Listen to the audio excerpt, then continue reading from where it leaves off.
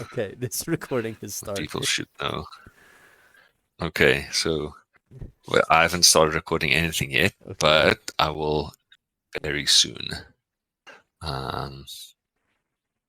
Quickly just go like that, screw this in. Voice recorder Screw app. in. Get Then voice memos. let's quickly hit the rotate here. Turn this around. Well, I'll start recording. Hit the video, switch on the lights. Da da da da da da da da. Hit record. Then go like that, stare into the window of my own soul. Oh, wow. And then quickly see what that looked like. Okay, so now I can record. Yes. Beautiful. Perfect. That is, This is a professional podcast. oh wow. This is some shit. Let me just make it okay. So I need to get the framing on my own face right. Maybe I just record the selfie cam. That might be easier because setting up everything without actually having anything to frame myself, that proved a tad difficult. Okay, plug this in here. So you're already voice recording for a while. Yeah. Yes. Okay, that's good. Quality but we content. somehow need to sync this up. Yeah, this is gonna be a nightmare. Good luck to you. No, this is going to be fine. This is going to be fine. And we are live once more. But now, Marco, you can't see me. No, I can't see you. But, and I'm just looking at myself on two screens right now. Because I'm screen recording one and OBS is open on the other. I too am looking at you. Wait. Okay, excellent. Yeah, so I don't want to like join that call on a third device and share myself there, because then probably you won't. You'll lose focus. We don't want that. Who cares? Okay, so we are.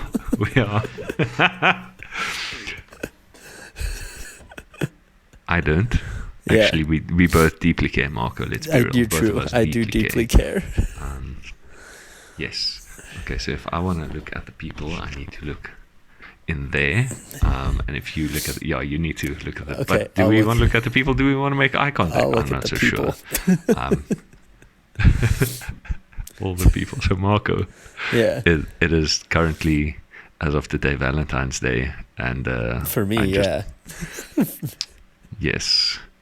Have you had a good Valentine's Day today? I guess. I haven't done anything. Great response. Did you fry up some crunch? I did. I did have some hot dogs. I have now that I'm trying to become a good Frisbee player, I have improved the quality of the hot dogs that I eat. Okay. From the lowest tier Walmart brand to like one above that.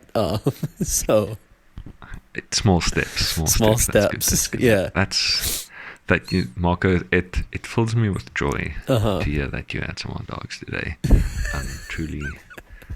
Truly a warmth is emanating from my inside, hearing that you're still slamming those glizzies. Oh yeah, absolutely. Yeah. So this is episode. Fuck knows. Who knows? We haven't done this in a while.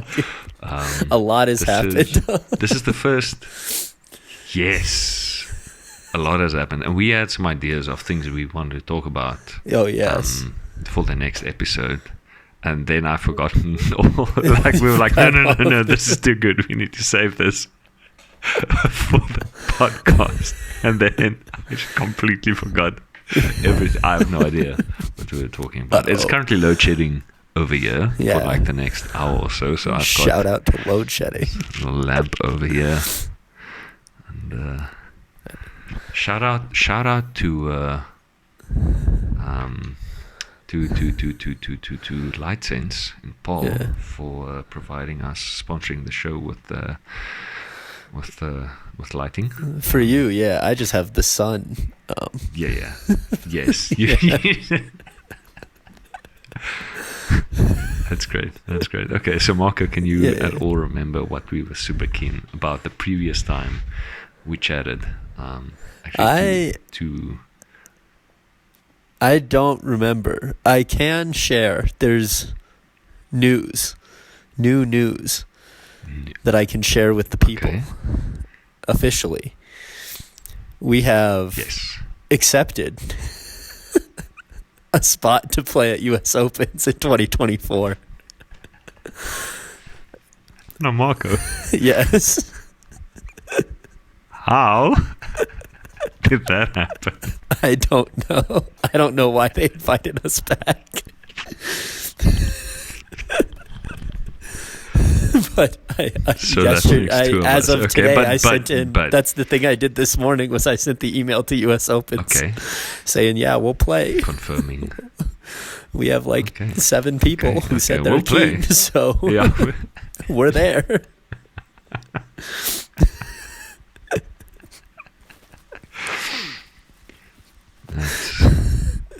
I just hope we can provide some quality reps for all the teams in attendance, because that it would be the biggest tragedy if we can't. The more time I spend with those Johnny Bravo guys, the less I like them. Well, to be fair, I love Adkins, hilarious, but Felix. Okay. Did you connect with Atkins at the a little bit events? We will. It was speak. Okay. Was it this shoulder to your sternum again? Or? I need to send you. Did I send you the video from that Summit made of trials? It's just the whole thing's in a blizzard. Go to the Summit Instagram page, find the video they made from Open Trials this year. It's such a shit show. It snowed 6 inches in the 3 hours trials took place. No one could see the disc. Word on the street is even the Nethercut himself. Oh, I watched Nethercut just completely waffle. I don't even know how to describe it. Slipped out of his hand, went 5 meters sideways pass. I mean, I did the same thing. Everyone was just shanking discs because you couldn't feel your fingers. The discs were soaking wet. You couldn't feel anything. It was just ice forming on the disc. It was a nightmare. We lost so many discs. Just people stepping on them because you can't see. Oh, yeah. They were, so they had to be completely white discs because the UFA just switched to the Aria Uno. Well, they haven't actually officially switched yet. I think they switch tomorrow officially. But at all the trials, they have to we're using the Aria discs now, but the UFA technically still has a deal with Discraft. So to not get sued, you have to be kind of nebulous about what disc you're using. So it's completely unmarked. Oh. So it's just a blank white disc in the snow. And we lost so many. But to be fair, they were never going to be used anyway going forward. No, they were, because those are the Arias. Shit. It was just because if they ended up in a photo, they can't say Aria on it. Because we're still affiliated with Discraft. So it's... Marco, it seems to be there's a bit of a theme happening in the US ultimate or now frisbee scene where rules, what are they? We don't know. Can't ban them. Left this way, that way. I do like Children South African. I don't know. Oh man, I'm so excited for US Opens. Unfortunately, How's the ACL doing? Is he recovered? Is the big senior? Is he? Well, actually, no, he's like a month younger than I am. Oh, Jake. Yeah, I think how's he's Jake doing? Jake's ready. Jake's. I mean, he was ready this time last year too. Yes, and then ACL. So we'll see what happens. Oh. But yeah, and then his ACL went. Okay, that's good. That's good. But yeah, I think Jake's on board, which is what we need to get us to 7. I guess at this stage we're in a position where we need some bodies again, regardless of where they come from. Yes. Yanku is available. Will the next door neighbor so be making a return? Yeah. The will be will back. We see the return of the Dewey brothers on the field. Oh yes, we can get Aaron back. Are we running? Are we getting Aaron back? We can get. I like Zach's suggestion. We can pick up some sockeye players. I think this year. Ask Trent Dillon if he wants to join. That would be, if it happens, it would be a fairy tale story. That would be a fairy tale story. We team up. I'm not so sure. One more ride. Right.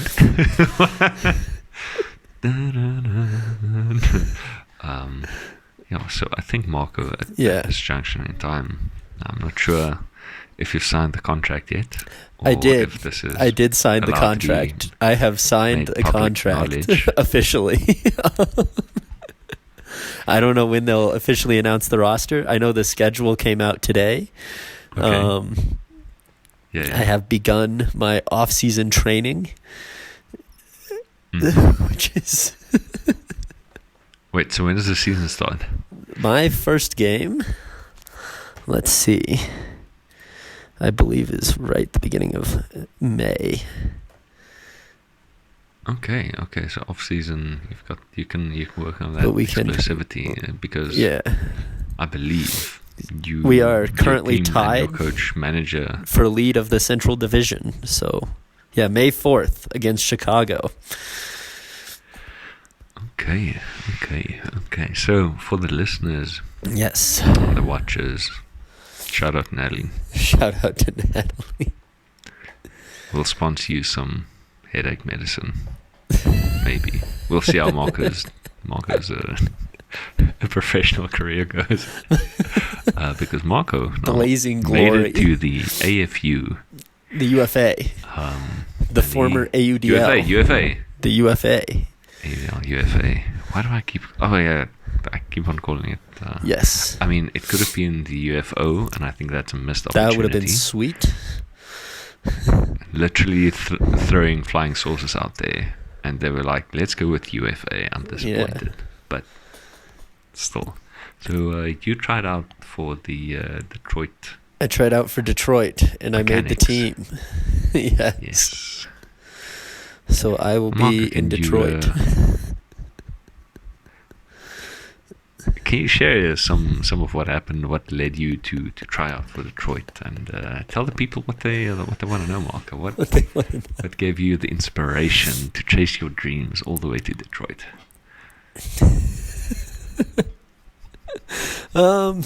Good question. I figured, why not see if I can make it in the Pro League here. I tried out for the Colorado Summit. I was cut immediately, both times, both last year and this year. So that was exciting. Immediately? As soon as they could cut people.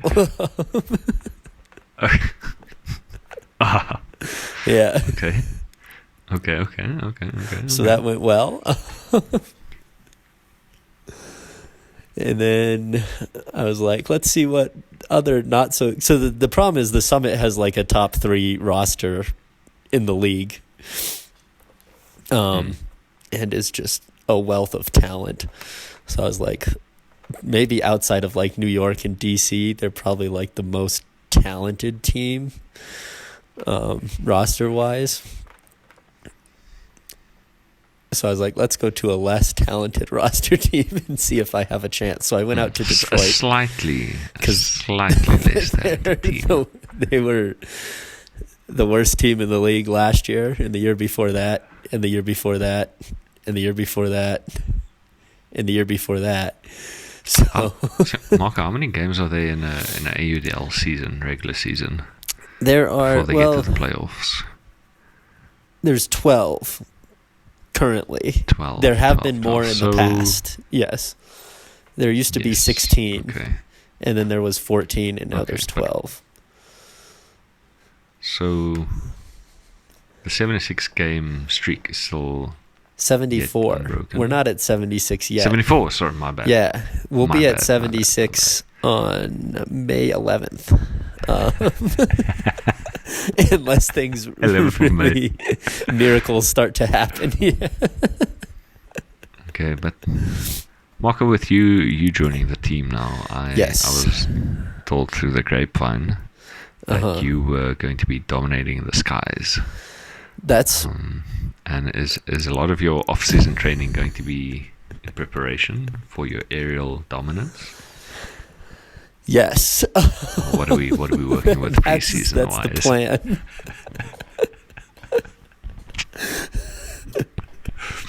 I did dominate the skies at the Detroit tryout.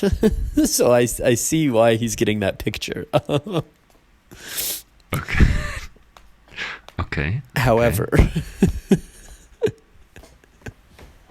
I don't know if I will be dominating any skies against like Minnesota or Chicago or Indianapolis or Pittsburgh. Well, you'll have a good 60 minutes every week to try, and I mean, eventually you must surely. That's. Marco. I hope I get some good quality game time, some quality reps.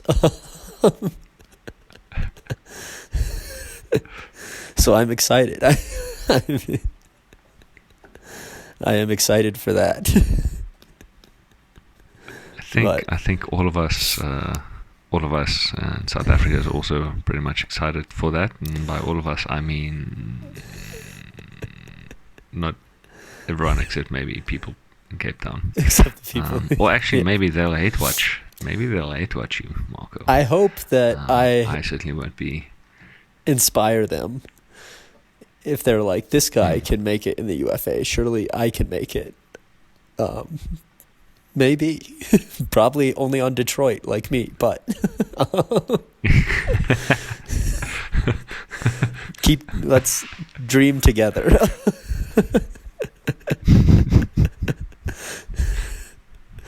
But yeah, I'm excited. There's a lot of talent in the league.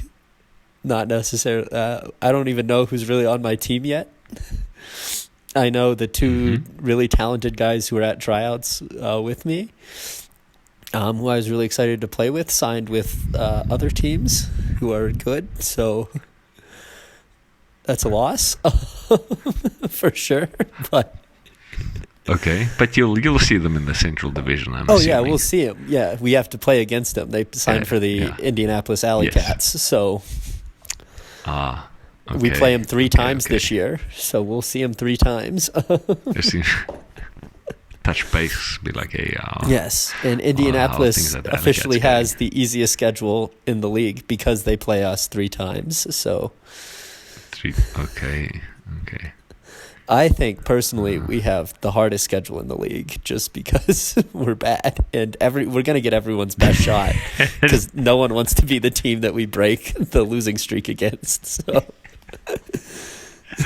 People are going to come out hard every single game. Yeah. We essentially play like a playoff game every week because no one wants to lose to us. You're basically in ELO. Yeah, exactly. So that's just my personal opinion. I think we have the toughest schedule in the league. When you look at the quality of our roster and who we have to play. But we'll see. Okay, so management-wise, I saw you guys had some what I refer to as the Illuminati offense. Yes. Can you explain? Can you explain the thinking, the coaching? What goes in behind the scenes of a UFA team in terms of managing the players, coaching the players, working on strategy? Which might be a bit of an unfair question, seeing as you only recently signed with a team and it hasn't been Since officially I've extremely yet. recently signed. Yeah. But from haven't met from anyone what you yet. could glare from the surface, Yeah.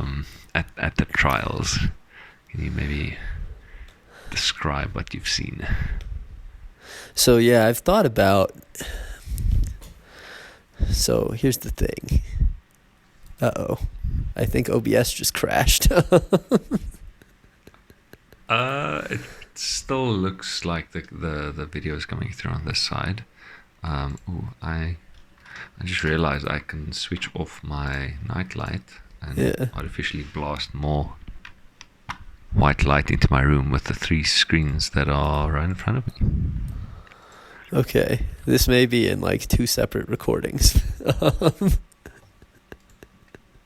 That would be a lot. Oh wow! Now suddenly daylight. Maybe. Boom. Okay. I don't know how much of that was gotten the first time. Okay. We'll see. Where there's a wall, there's a way. Well, at least if the audio is unbroken, then I can add the video in. I don't know if the audio is at any unbroken. stage. Okay, Yeah, but, we'll I mean, leave on the phone, OBS usually. open and hope for the best. Okay. And there's no like temporary file that's busy writing somewhere on your hard drive, which you can I don't see think is so. still like No. incrementing. But then how is it just all loading into RAM, and then where's it gonna save? Like, where did the video save when you Oh, the other video saved pasted them when in OBS Discord? crashed. Yes. Okay. I've just started a new one. Okay. I don't know how this works. This will be interesting. Okay. This is, in true fashion, this is rather jank. Yeah. And in true fashion, I think I'll leave everything in because the listeners. I'm still recording on my phone, so we're good. We still have the audio Yeah. there. Yeah. You can We'll have my audio, if this comes we'll have out my later, face, you can just cut to footage your of me audio. getting destroyed in the UFA. I don't think it's going to be quite that late. That's 3 months. That is delayed. Yeah, that is from now. delayed. Okay, Yeah. you can cut to footage of people getting destroyed and be like, "This is what he'll look like out there." Okay, but that is exciting news. It is. It is. So Detroit, Okay, what were we talking about? how far is Detroit from Colorado Springs per plane? By in terms plane? of hours traveled. I don't. So how do you plan on traveling to the games? So I think I'm just gonna move to Detroit, and then we'll see. As the cheaper option. Yeah. Right now. Yes. I don't get paid a whole lot, so we got to be financially smart about these decisions. Gotta be prudent. Yeah. Gotta be prudent. Yes. Fiscally responsible. Yes. It's more of a expensive Okay, hobby than a pro sporting event. So you're thinking at this stage that it's probably, well, I mean, you've probably run the numbers on this, and living and staying, paying accommodation in Detroit cheaper than flying every week. Yes, I think so. Okay. I don't. So here's the thing with the Detroit team. It's not a lot of people who live in Detroit. There's a lot of people who live in Chicago or Cincinnati or Indianapolis or kind of some of the other surrounding cities that are bigger ultimate hubs, and then they play for Detroit. But as far as I know, we don't really practice. And I know the Salt Lake team has already started practicing. They have like 6 a.m. daily practices. I'm pretty sure we're not going to practice at all before our first game, so that's not going to go well, I guess. Field, find each other. Yeah. Although I've heard rumors we may be playing a preseason game against Philadelphia. Oh, okay. Who knows? That would be nice.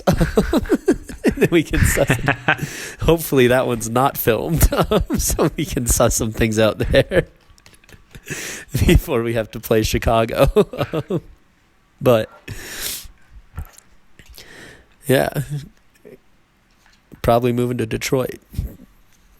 I don't know why. Just so I don't have to travel to half of our games, I guess. Okay. Yeah. That is that's a big decision, big moves. Yeah. Well, just for like a couple months. Then I got to come back because U.S. Opens is here. Yes. Yeah. Got to make sure I'm ready for that one. So how does the ADL schedule line up with US Opens in general? So US Opens is 5 to 7 August? Yes, typically there's like a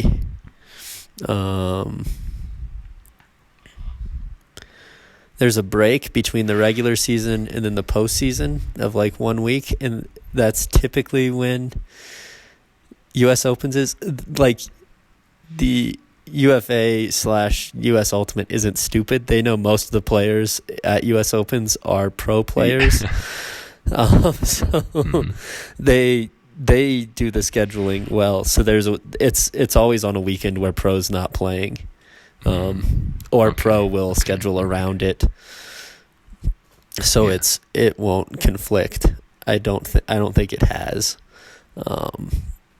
pretty much ever.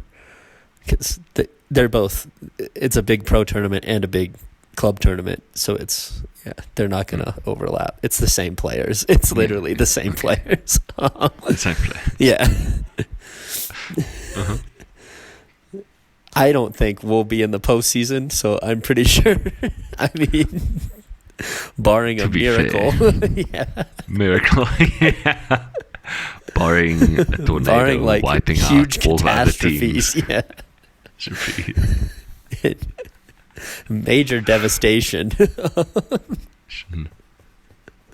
I don't think or you find yourself in a magical fairy tale scenario where the team magically comes together and you guys get coached by I don't know, the coach of Air Bud or something. If miracles happen. Yes. I probably shouldn't say this as a new UFA player and an absolute idiot and someone who's like new to the US scene. But I have not been impressed with coaching. I don't think that coaches make that much of a difference on a lot of these teams. Marco, yeah. Having voiced some strong opinions during last year's US Opens about the coaching staff at Sockeye. Yes. I can see how you say that. And luckily no one in the US scene will ever listen to what we say. Correct. So I was worried. I was like, we want. When you asked me about the triangle offense, I was like, should I be disclosing our mechanics secrets? And then I was like, no one else will hear this. There's no one in the league who will watch this and even if they do, that's what the mechanics doing, we're gonna stop it. No, you're probably gonna stop it already without trying. But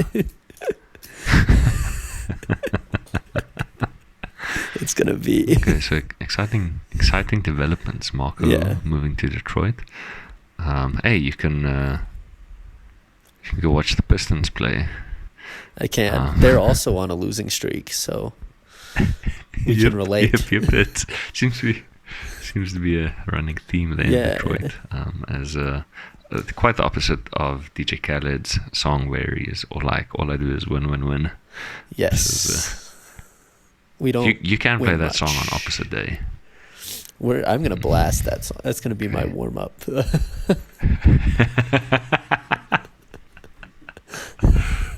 That's the kind of culture I want to bring to Detroit. I wish I had like a walkout music. It's just gonna be all I do is win, and then I go turf the disc immediately. Go shove someone. Yeah, Climb a getting container. skied. I'm gonna have to shove Johnny Mansfield at least once this season.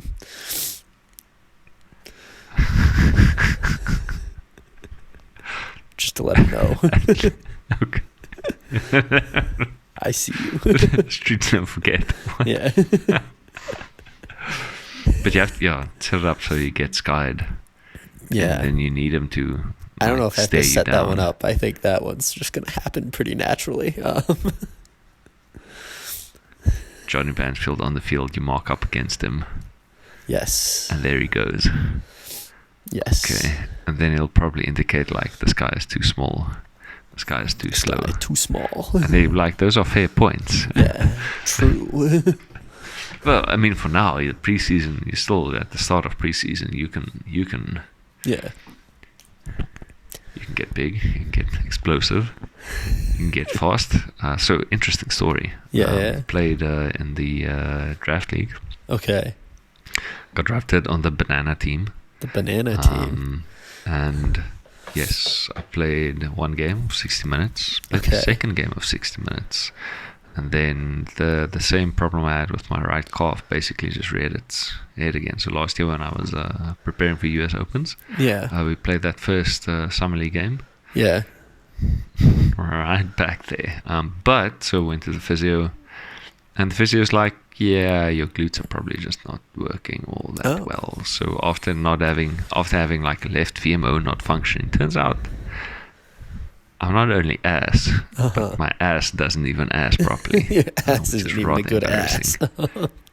No, my ass is terrible. So when I say I'm ass, I mean like my ass, because other people's asses are probably decent at performing their assly duties. So I've been doing the rehab. Yeah. Things are going well, and I'm like, wait a minute. So this is what like stability or gluteal stability looks like. Damn, I've been missing out. Seeing the physio again tomorrow morning, and we'll reassess. Okay. I think me also going on with the preseason training things. Good, I also good. realized that my just base cardio was terrible. Yeah. Absolutely trash. Basically, I can't jog or go for a run at like a slow pace, base level training pace for more than like 5Ks, and then my muscles start falling apart. And I'm like, wait, what are you doing? You haven't run more than 5Ks in 5 years. Probably more, 12 years. Have you lost your goddamn mind? And then I'm like, but my watch told me to go around for 42 minutes, 6 minute 10K, and I'm doing it now. And then my calves are like, you fucked up. We are now destroyed. So it's a process. The physio recommended probably not pushing past 4K. So I mean, I can do 3Ks, which is rather embarrassing at this stage, seeing as I've been to Worlds, been to US Opens. Going to US Opens and again. This is the physical state. You go to US Opens again, and it can barely run a 5K without falling apart. It's not good, Marco. It's not good. We are world-class not athletes, great. Stefan. This is not something you can gaslight yourself into believing, Marco. Because you arrive at the field, and you're like, oh damn. These boys have been giving quality reps for seasons on seasons. And I'm not even approaching the bare minimum athletic requirements to show my face with a shred of dignity. And yet, if they allow us to rock year up, after year, we will return. who am I to deny Yes. Yeah, I'm we not will saying be there. no. We will be the punching bag. Absolutely. Yes. I mean, last year Uh-huh. was a bit of a fluke. Let's be real. Beating Sockeye, that was a eye of the storm, perfect I storm met- situation. A couple of the guys at tryouts this year were from Omen. And I was like, oh, Yeah. sorry. Oh, my boys. Oh, Sorry yeah, about it. Cincinnati, Yeah. Oops.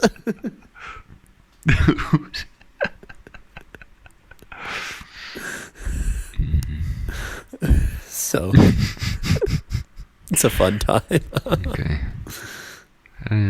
But just thinking of going back to those sports fields, Yeah. rocking up there once again, Mm-hmm. walking around, seeing actual people. Yeah. Should be there, being like, haha, I'm here with you guys. Not sure if that's an indictment of the sport as a whole, Yeah. or just of the willingness to participate and get dunked on. I wonder what we get ranked this year. That's probably not all that high. Hey, we made quarters and then And crashed then out, rocketed so to maybe 8th like place. 11th. Yeah, we rocketed to 8th place and then Yeah. we completely fell apart. Kind of peaked in the crossover game. We did. That's where or we needed to Sockeye, peak, though. It's not that we peaked. Yes, to Yeah. That was the Buzz important. Bullets was in the Yes. 9 to 12. We never got to bracket, play Buzz Bullets. playing games. Yes, maybe this year. Maybe finally, the Golden Arm himself will realize his dream I hope so. to play the Buzz Bullets, and we were about to make that dream a reality, and We then were. Sockeye decided to just not show up. And then We were right on schedule, the Golden Arm play the Buzz himself Bullets. carried us. so that Zach Norbaum could run out on the field, go deep, and watch the disc sail away from him. But against the Buzz Bullets, that would have been great. Shout out to Zach. Zach, we love you. Never change. I love Zach. We'll get him next time. He's We'll get him this keen year. to play this year. Yes. I think he said Adam might also Yeah, be, we might get Adam back. might also be available. Uh-huh. The fearless disc catcher. Never seen Yes. someone that calm, that cool, that collected, smiling. Uh-huh. There's a 45-degree, like 30-meter eyeball bulleting Yes. towards him, and just catches the disc. Easy. He's like, I'm on a frisbee field. Uh-huh. I should be catching discs. Mm-hmm. This is why I'm here, and he Yeah. just catches them. It's great to see. Yeah, so we're pretty excited to run it back, go back to US Opens. Good. If we'll get a full roster, We'll get some people. Who knows from where? some people, yes, all of them obviously part of Stellenbosch Mutiny, Probably. have been on the roster at that stage. Gotta or start have been asking some rostered people by in South Mutiny. Africa. Mm. Yeah. I gotta start actually yeah. recruiting for this team. Yeah, because at the Yeah. moment the numbers are looking rather thin. I think you can use Yeah. Vian. Do you think Vian will make a return to US Opens? I don't know. I he's don't keen. know. Seeing We'll as see. he would effectively be in the mixed season in the second That's half true. of the That year. is, it's big mix season in South Africa, so I can't ask any of the big Yes. mix players. Bummer. That's probably true, eh? But Gonna have to you stick- can. You can always ask, Marco. You can always ask Nah, they're mixed players. whether they'll acquiesce your request. They're good. If they like mixed, they can play mixed. Not worried about it.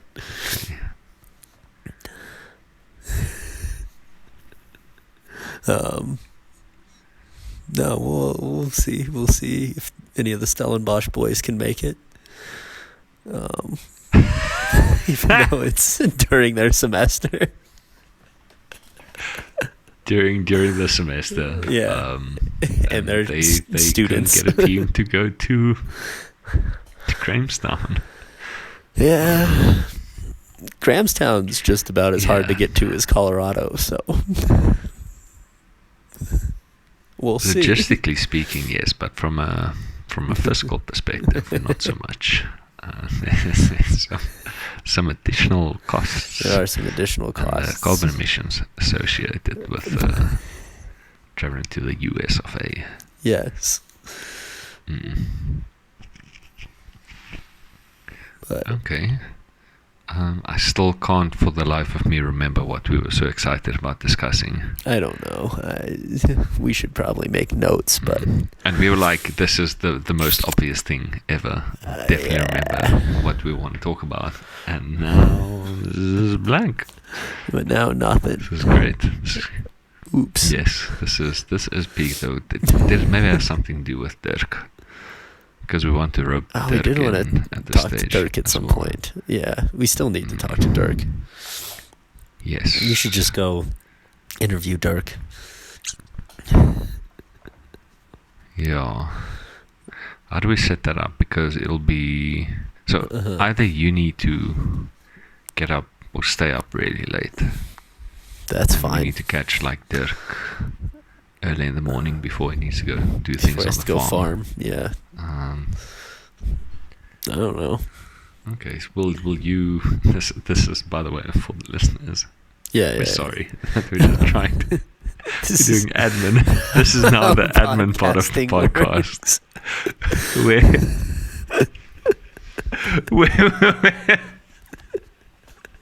We're professionals. Where we talk about future podcasts. The consummate professionals. Yeah. Yeah, we should call line that Dirk up, for but me? so Yeah. probably just Yeah. Yeah, I can. I'll reach out to Dirk. okay.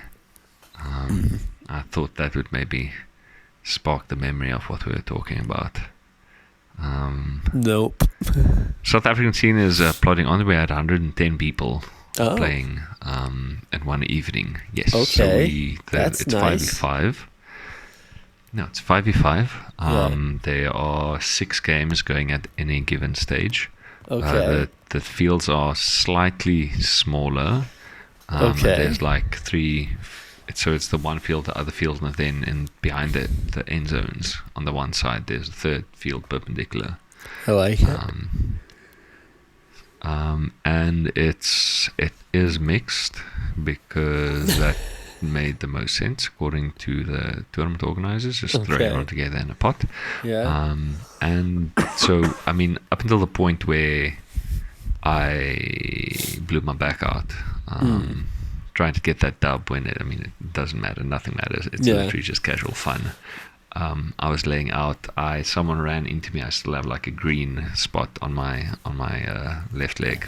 Yeah. And in the moment, they were like, "Oh, I'm so sorry. I'm so sorry." I'm like, I didn't even notice this because everything is hurting. It was only afterwards that I realized, oh, wait a minute. Yeah. This is really sore. Yeah, we were going huge. Got a fun team of guys. Shout out to the Bananas. Bananas. Yes, the Bananas. Do you all have fruit names? We had a blast. I can quickly verify that for you. Where's my mouse?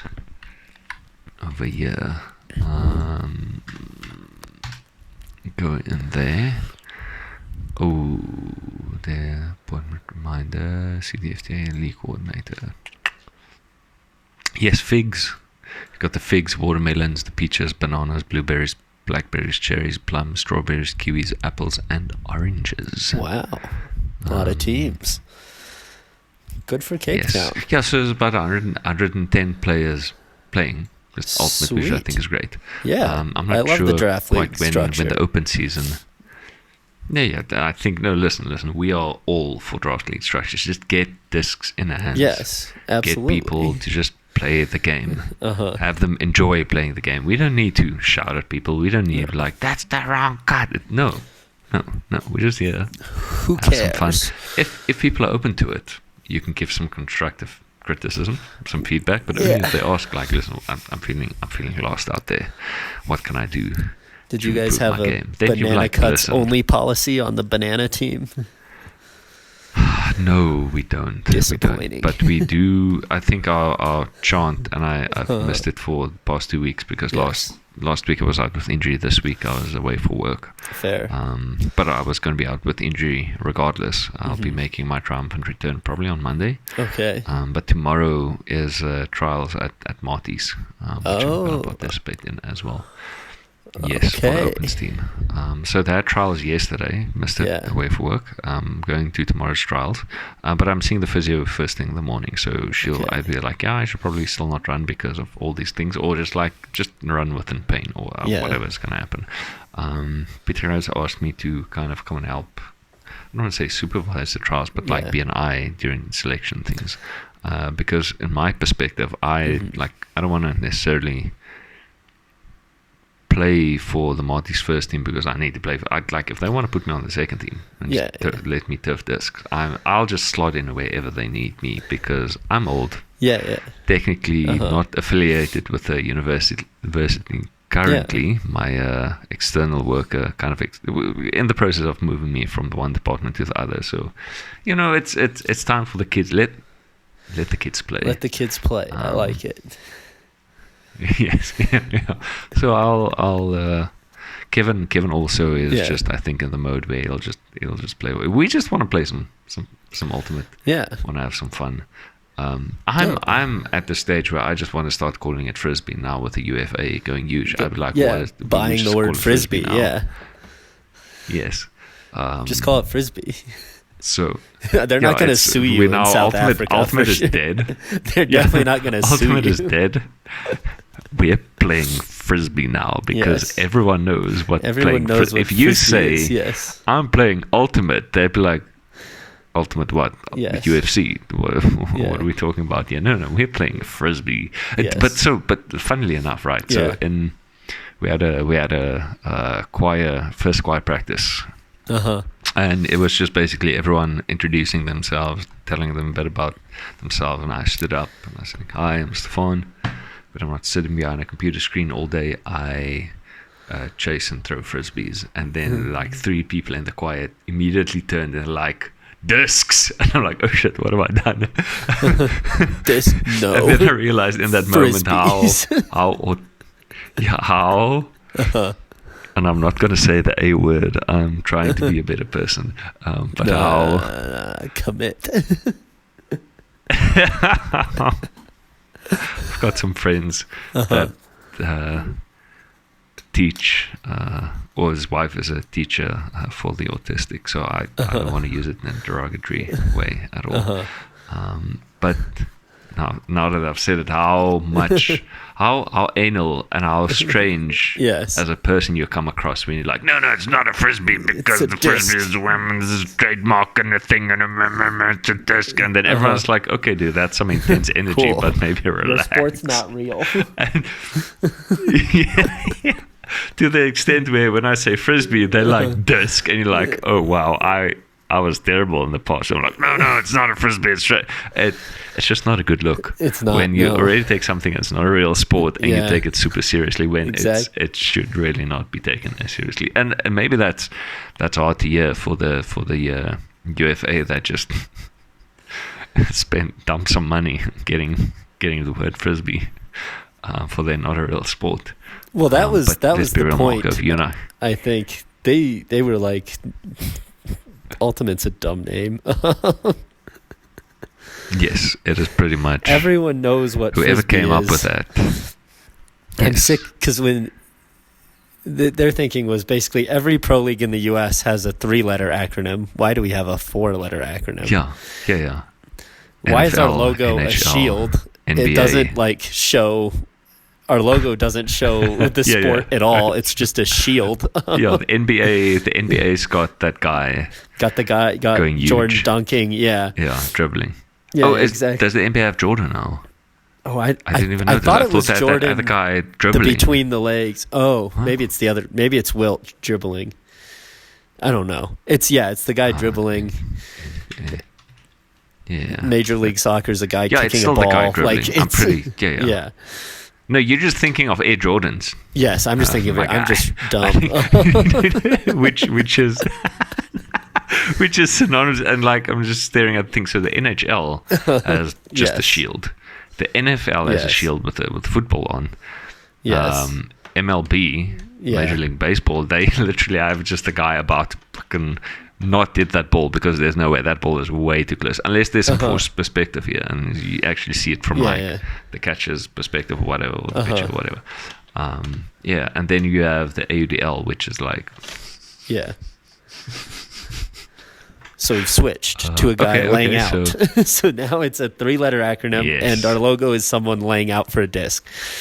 And it has the word frisbee in it. Because every AUDL player was like, I'm tired of people asking if I'm a disc golfer.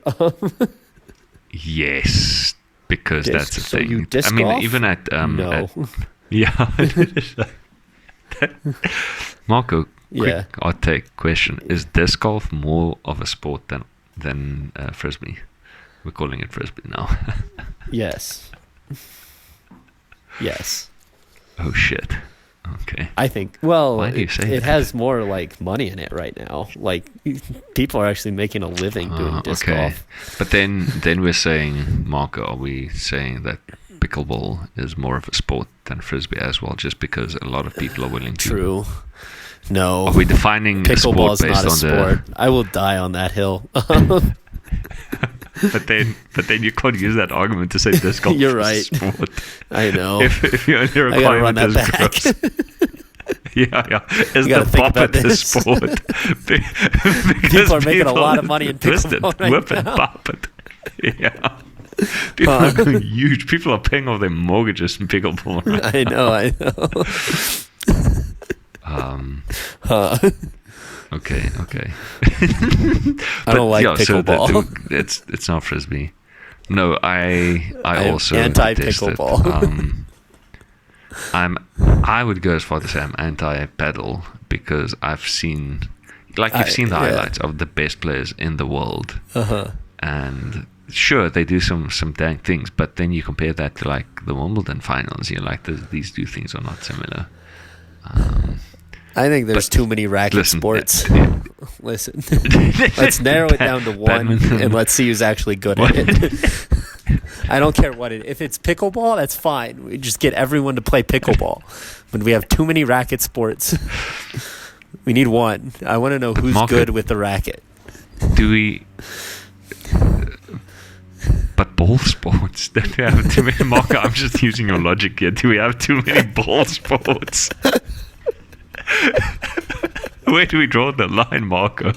Which one will be the apex ball sport? What are we You're talking right. here? Are we going We have basketball? too many sports Are in general. Are we going cricket? Let's narrow this down. Oh, did you see the billionaires Peter Thiel or someone is like, I'm going to create the doping Olympics. I did And see that. It's not the event isn't see how much PEDs you can take. That's not it. It's so like just you can. And I think the one quote I saw on late night was the one Australian swimmer was like, he would juice to the gills Yeah, exactly. to compete in this guy's event. Why not? Let the boys play. Yeah. Well, to be fair, and I'm I think looking straight into the camera for this one. To be fair, it's kind of already happening where we are fine with seeing people destroy their long-term health. And it happened this past Sunday, didn't we? Yeah. The Super Bowl. Yes. Usher was roller skating around, taking off his shirt, grinding up against a married woman. Yeah. Making a spectacle of everything.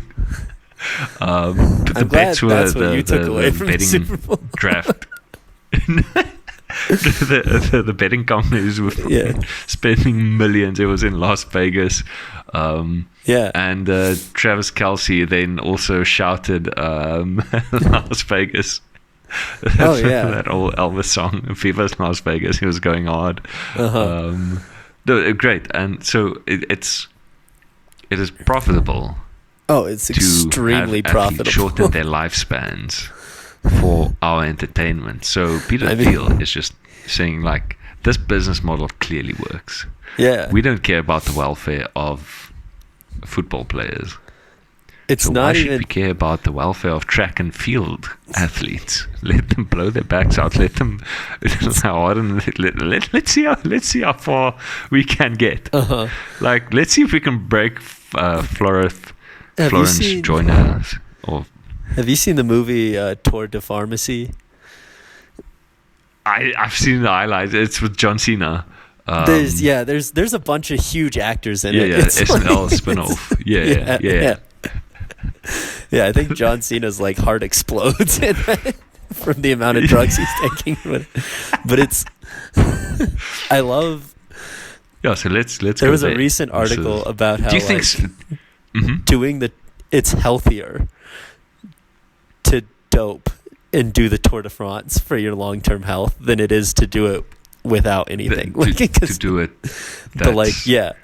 The toll it takes on your body. Yes, it's so brutal. You need performance-enhancing drugs to be healthier. Just to live. Yeah. To not go into like liver failure or shock. That's insane. So I've got a colleague whose son has been cycling since he was like basically not suckling anymore. And he's a professional cyclist now. He's in Spain. Okay. And he's still young, so he's still fit, but I'm fairly sure he wouldn't be doping right now. But let's give it a couple of years. I don't want to cause trouble. But or let's just say maybe there's a new generation of athletes that are just genetically inclined. We find the specimens as cycling becomes bigger, better at something. So not something any of the listeners or you might be aware. I am Intel Extreme Masters Katowice in Poland went down in the Spodek Arena. Okay. And there was a Counter-Strike tournament. And let's say the reigning best team in the world, FaZe Clan. Yeah. So, they made it to the grand finals. There was a team spirit, a team of like Russian/CIS. Like kids, literally like a 17-year-old, a bunch of crack kids, and they rocked up, and they cleaned house. So you basically just have a kid that's been playing Counter-Strike since he was 4 years old, and he was absolutely destroying the competition. As in, they went like they goose-egged people in the playoffs. Like in the play-ins, they rocked up and they 13-0'd people and they couldn't stop him. It was like up until the grand final, he put up like the biggest numbers ever seen at any Counter-Strike tournament ever, and it was just like in the play-ins, and he improved on those stats in the grand final. He went nuclear, absolutely bonkers. So I'm just thinking the next, like we saw it happen, right? We saw those Utah boys. Yes, we saw what's coming. Oh, we know what's. They were playing. Yeah, like Joe White was like a precursor. Like Joe White was born with a disc in his hands. Yes. But I mean, Joe White, shout out Joe White. Yeah. Not a friend of the podcast yet. I'll play. But I mean, if he's Joe still White in could Chicago, be more explosive. I'll play him. Yeah. I'll get destroyed by Joe White. Joe White. Yeah, Joe White could be a bit more explosive. He could work on his swag, but those Utah boys, they just have everything. And when puberty hit them, unstoppable. Puberty might not hit them, just judging on the average height of all the shred players. But yeah, there is just hyper, and especially it might be different in America. But so in the Russian area, I would say Counter-Strike is basically the same as pro sports are in America. Like people grow up in America with a dream that they can be pro athletes. Yeah. And you see it now. There's the one guy that has got, I think it's Project Messi or something. It's like this little, it's a 2-year-old boy running around dribbling a soccer ball like that. That kid is being raised to be a professional soccer player. That kid will, and I mean, I don't know if you caught that the video about baseball in Japan. Yes. They are training from like primary school age, and like an 11-year-old died during the training because, to give you an idea, they in total they ran like 10 miles and threw like did like 50 like layout catches, and that was just a warm up before the actual game. And that these are primary school kids, and if you don't cry after losing, you didn't want to win badly enough. So even at the pro scene, you cry if you lose a game. You are bawling your eyes out. Japan played against the US once in like an exhibition match, and the one coach, the Japanese coach, said this was the biggest embarrassment he has ever suffered in his entire life. It was like little leaguers playing against fully grown adults. And since then, Japan has gone absolutely nuclear their baseball training programs. Like the high school pitchers will throw 200 pitches per game, and like in a single elim tournament that spans a week, where MLB pitcher would like throw 100 pitches and everyone's like, you have to stop, we have to rest your arm, we're going to blow something out. These people are built different. So we're seeing the rise of hyper specialization of athletes, and it's happening in the US, it's happening in Japan now with baseball. It happened in Russia with this kid Donk, that's his nickname in game, where I mean he basically just played Counter-Strike from 4 years old. So the neural network inside his brain is basically a Counter-Strike to play Counter-Strike. AI. Like it is, when I watch him play, I'm like, that is what I should be doing, and he just does it automatically. It's like seamless. He doesn't even need to think about it. He just lives and breathes. So going forward for sports, the next step is, well, you're going to have all these hyper specialized athletes, and our Peter Thiel is incentivizing them to even go to the next, let's say, athletic. We're trying to now overcome physical limitations as well in the doping Olympics.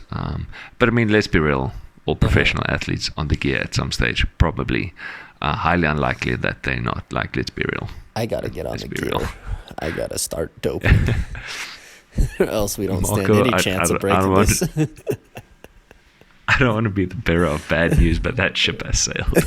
No amount of doping is gonna fix this. No amount of doping is gonna fix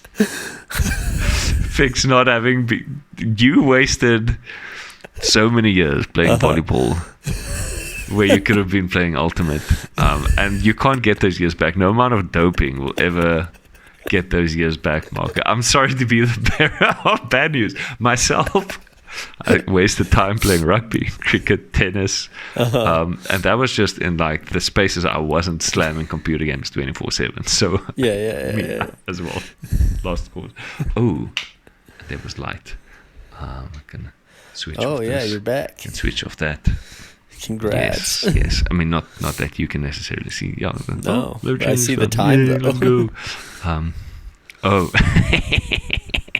On the hour. So, geez, that was a bit of a tangent. But it gets me going at the prospect of watching like future Olympics. But there will be a time where in the early days of sports, like you would have average people competing in the Olympics, like literally the average height, average everything, because people had no idea what was good. And then as sports progressed, you get like people that are like gymnasts, short, long arms, short stubby legs, good for twirling around, jumping. Sprinters, short upper bodies, longer legs. I mean, there's that one Chinese sprinter is like, it doesn't matter that I'm short, I'll just get my legs to run fast and I'll be more explosive. And like, sure, he did, but he still got blown out by people that are just genetically more predisposed to run. Genetic advantage, of 100 meters. Over 60 meters, he's got them beaten. Like, he is explosive, he's short, he's amazing. But we're talking 100 meters here. So all the events change. And with that, also the technology changed. We've got better tartan fields, we've got better track surfaces, we've got better shoes. So the power that you can put down is just translating into motion better. But we're also kind of now getting towards that limit. Now we broke the 2-minute mile under very technical specifications, and then shortly after that we saw marathon runners go super hard in like the first half of the marathon to get onto like that 2-hour pace. So it might be a while where, and it was the same with the 4-minute mile, where people were like, "There's no way we can do a 4-minute mile. It's not possible." And then people broke it, and then ever since then, people have just been hitting 4-minute. There are high schoolers now going to hit 4-minute. Oh miles. Yeah, high schoolers hit 4-minute miles all the time. It's crazy. but they will still, and it's evident from ultramarathon runners where it doesn't really matter how fit you are. Yeah. At some stage, there's a biological limit towards the energy you exert and the energy you can get back into your body. And that, I mean, evolutionary, doesn't matter what. Yeah. I mean, the one guy doesn't sweat and he doesn't like build up lactic acid, and so he can go for miles without building up lactic acid or whatever. But still, even that guy is biologically limited, because eventually there isn't like ATP, there isn't like glucose in your muscles, and you physically can't move them. You'll cramp up or whatever happens when you hit that biological limit. So ultra endurance shows us that there's a constant pace and there's biological limit, but for the these short explosive events, I'm not quite sure we've probably, with the specialization of specific body archetypes, we've probably reached that peak as well. And now the next level, bar technological improvement, is probably just going to be doping, or like a once in a generation like genetically specimen, like Wembanyama now in the NBA. Wemby is what an absolute athlete. Perfect for basketball. He's quick, he's agile, 7 foot, like something crazy. Yes. As handles, as like can shoot from anywhere, defensive monster. Yes.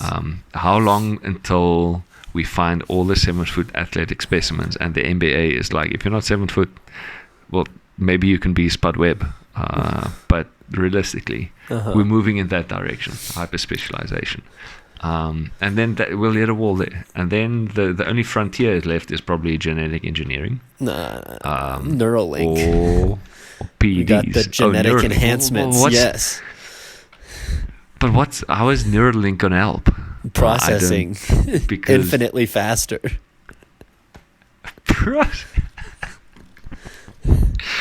Well, you know, Marco, the field if we get vision to the stage where Neuralink latency... Yeah. You're just going to get like AI generated. It's going to be like you have an open receiver 20 meters to your left or whatever. Throw now. So basically like a augmented reality type thing. I was thinking Neuralink, you're literally trying to get an AI to literally run you around the field. Like the latency for that might be a bit... No. That's probably Instant. not happening. Okay, the augmented reality.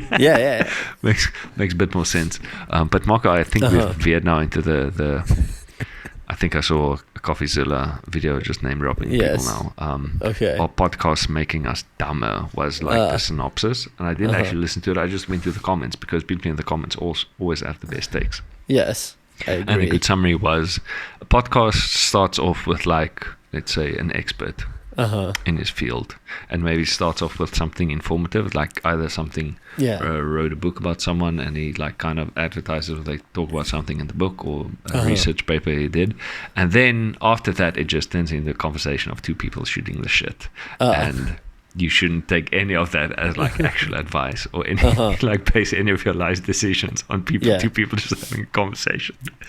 And for the past maybe 20 minutes, since this entire podcast, we've been doing it the whole time. We've just been having a conversation. Exactly. And people might watch this and be like, what the fuck is this guy on about? This is not at all what is happening in the world of sports. This guy's fucking lost in the sauce. Absolutely. What is he talking about? Sorry, you were saying.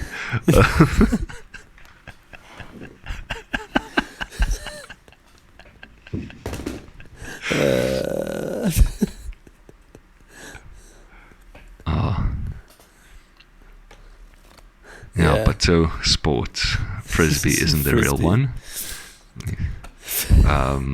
Until either there's enough money involved, then suddenly we become a sport again. I don't. Do you know it, Marco?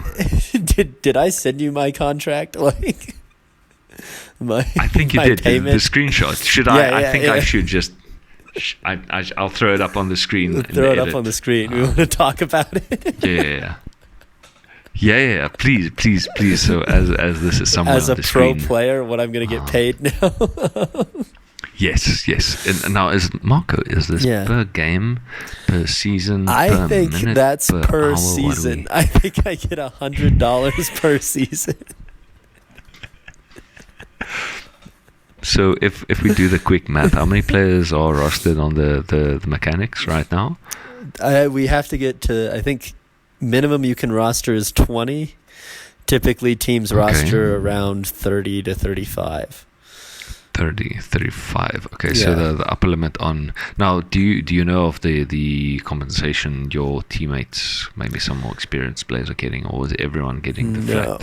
Did you negotiate yourself into a better or worse contract? I did not negotiate myself. Are you not privy to that information? I don't know what anyone else is... I know there's other players in the league who are getting paid more. On other teams. Yeah. I don't know about our team at all. Where they probably have some swag, like merchandise selling, like a share of the ticket profits when people I don't know. habitually watch their games. I don't know if anyone's coming to our games. Okay. Yeah, it's $100 a season. A free team dinner at the end of the season. So that's big. And then here's the caveat, if we break the losing streak, I get a free sweatshirt. Oh damn. Gotta work hard for that free sweatshirt. Nothing to do with like pride and respect and self-respect about being on a lose streak. No, a sweatshirt. I get a sweatshirt if I break the losing streak. Okay, and then do you have any idea what the buy-in is to like have a franchise in the AFU?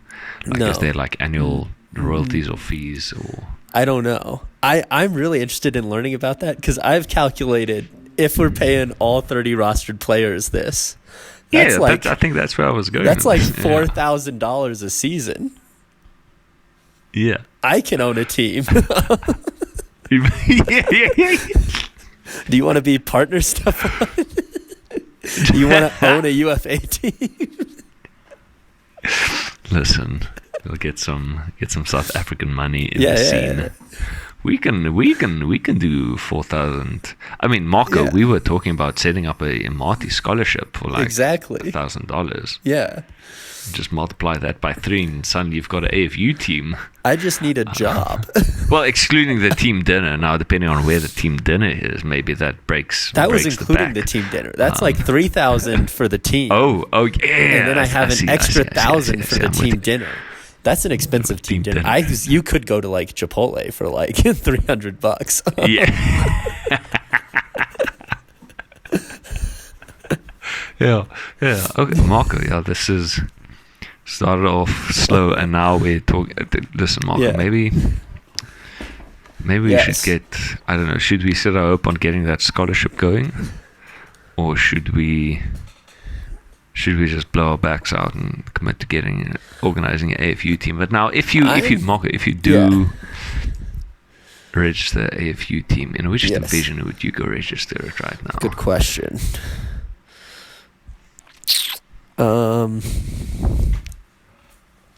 The South. Logistically speaking, where would be the ideal place to minimize your own logistical costs? Where there's enough sufficiently skilled players in the area where you won't be on a 74-game losing streak. Correct. See, Detroit's the oldest team in the league, which is wild. Because, quick story. So the guy who started the Detroit team lived in Denver, which is like a hotbed for Ultimate. There's like 4 kind of major hotbeds for Ultimate Frisbee in the U.S., where there's like a lot of really good talented players, and Denver's like might be the biggest one. Like we always have a team that like wins nationals, whether it's in mixed women's or opens. Like there's always a team in the top 4. Rich in talent. We're like dominate the Masters and Grandmasters divisions, like Molly Brown and Johnny Walker and Johnny Encore and whatever. Huge ultimate pool here. So this guy's from Denver. He's going to go start the first ever pro Frisbee team, and he starts it in Detroit. There wasn't a pro team in Denver till 2 years ago. This guy started a team 13 years ago in Detroit. Why? I don't understand the business thinking behind. Like, how is there not a pro Frisbee team in Denver till 2 years ago? It's like is it one still of the the same meccas guy, Marco? Yeah, it's still the same guy who runs the Detroit team. Guy? Yeah, it's same guy. Okay. Is there any reason why, for professional reasons, he maybe moved to Detroit and then decided, well, I'm here now, I might as well start a professional Frisbee team? But he commuted for like there was a time where he was commuting from Denver to Detroit to coach the team. Yeah, like he'd fly in every week to Detroit. This guy on the podcast. We can absolutely. I think we could absolutely get this guy on the podcast. I don't know if he. Realize what. He's like, how many viewers do you have? Oh, 0. None. 0. But yeah, I think every time we get 1 view, we break the streak of having 0 views. So maybe. Yeah, he's got tons of. He was like the vice commissioner of the league for a while. He's super committed to this league, but I'm like, why Detroit? Yeah. Like you were in Denver, the mecca of Frisbee. Why would you not start a pro team there? Where there's a wealth of talent. Like, there's so much talent in Denver. Like, But so he doesn't have a Frisbee history, does he? He's a physiotherapist. I don't know if he's really played much. I'll have to get to know him more. So why of all the non-sports, why was he like, you know what, this is my calling? I don't know. Frisbee needs more recognition. I'm just saying, I think we could start a team. Gotta make this happen. I think Florida. I'd start a team in Florida. I think there's a lot of talented club teams down there. And double wide. There's not a like Chain Lightning. Florida's a strong college team. Central Florida as well. Mark, the other problem is, how do you convince people come play for a team that hasn't existed? We're going pro, you're getting $100 a season, team dinner at the end. They're probably just going to get dunked on by the stronger teams. What is the calling? What is the draw? I think you gotta a player. You gotta try and sign a big angle? Player. What is the marketing strategy? Okay. If you can get a big name, I don't know. You got a chance. Other than blackmail of that person doing something heinous, how do you get that big name to come to play? But that's the promise of riches. But only if they win. You go, I'll pay you a lot, but you have to win, and then you give them really bad players to play with, so you never win. Maybe that's what this guy in Detroit's doing. Isn't that kind of defeating the point, though? Like, you get the good players that can't play. To get players good enough to win, but then you give him only bad players, so he never wins, so he stays there, but you never win. That's an own goal. That is an own goal. Okay. Twice over. I have to rethink this. If I'm going to be general manager / owner of a team. Marco, this is... You bring in... It's not airtight yet. Your strategy needs some adjustment. Okay. I got a second strategy here. We get an let's hear it. ex-professional football player. Right. We say, hey, your knee, like, your body's shot to play in the NFL because you're bad. One now. more concussion and you're dead. Yeah, you're dead. However, I know you're still competitive. You still got the juices. You've already made your millions. You want to come to dominate a pro frisbee league, and then he'll attract the other players. That's my new thinking. Okay. Get some wide receiver to just sky people. Exactly. Go up and just bomb this to the end zone. You'll be like, he'll get it. And if he doesn't, he'll try again. Yeah. It'll be fine. Precisely. Okay. That's going to be my new strategy. Just build a team of ex-pro players from other sports.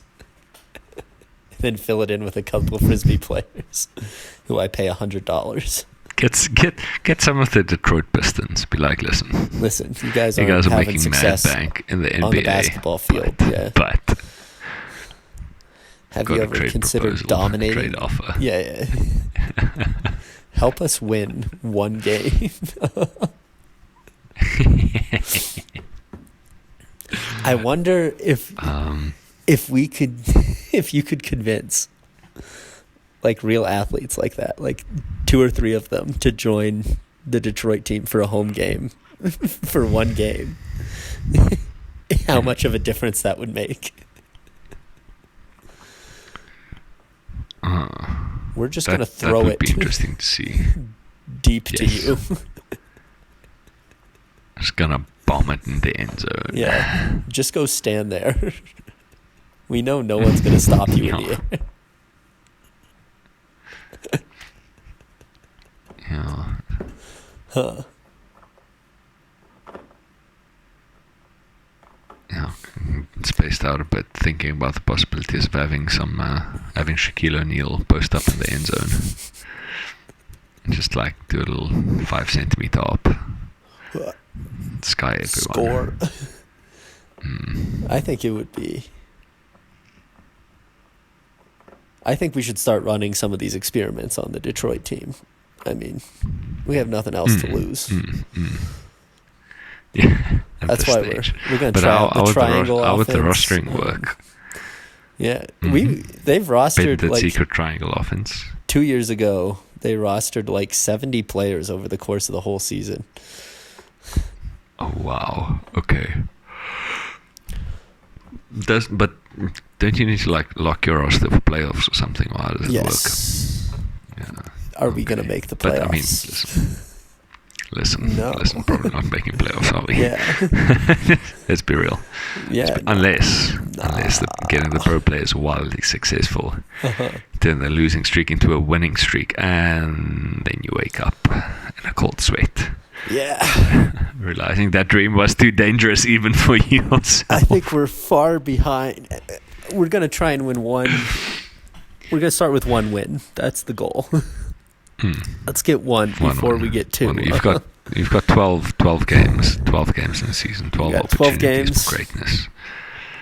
Will we break the streak? The games are to 60 minutes. Even if you're up in the first half. Yeah. Even if the team you're playing has like a bad first 3 quarters and not something is just aren't clicking, still that 4th quarter. Correct. That's probably why the streak exists. Yes.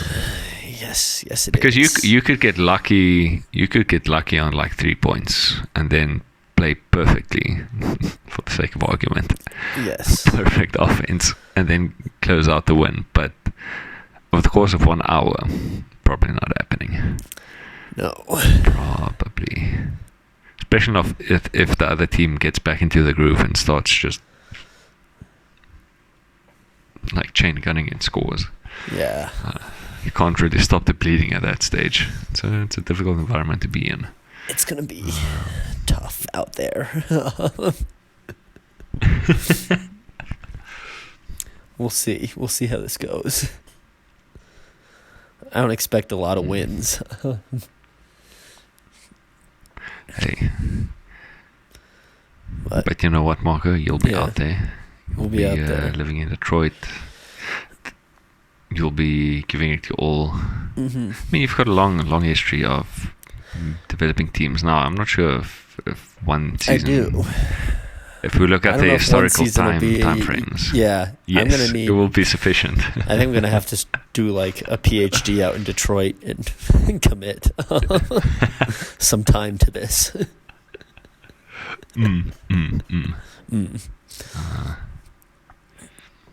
Yeah. But I think on that players. bombshell, yes, bombshell of a revelation. Yes. I think I haven't eaten dinner yet. Okay. Yeah, it's about dinner time for you. But yes, but I can now feel my body yearning for some protein. Okay. I've also got to get up relatively early tomorrow morning to make it to the physio. So I think on that bombshell revelation. Yes. Let's call this episode to a close. Sounds good. We'll sort of offline how to get the files to me. Yes. And I might run it back. Might just give you access to my Gmail account if all else fails. I think probably not the play though. No. I think we'll sort this out. But yeah. Yeah. Oh, no, you know what? I can just host the FTP server, give you my IP. I figured out that I was trying to play StarCraft with some friends, and I did the port forwarding and it didn't work. Turns out Windows Firewall was just blocking StarCraft at the time. Nice. So I can set up a FTP server for us. I can forward my ports. I can give you my external IP, and you can just drop it in the FTP. I think I'll do that. I mean, you can run a FTP through Python just by literally. You can run a HTTP server just by Python going like command line. It's built in. So I'll figure out how to do FTP server. I'll give you the IP. Okay. And then I'll probably, depending on how hungry I am when I go to bed, it might be now. Okay. Might not be now. And then cool. Then we'll see what the people can expect from this format. Yes. Of podcast. Cool. It was great seeing good you chat again. Yeah, you haven't seen me, but good talk. We'll touch base again in future. Yes. Cool, man. See ya.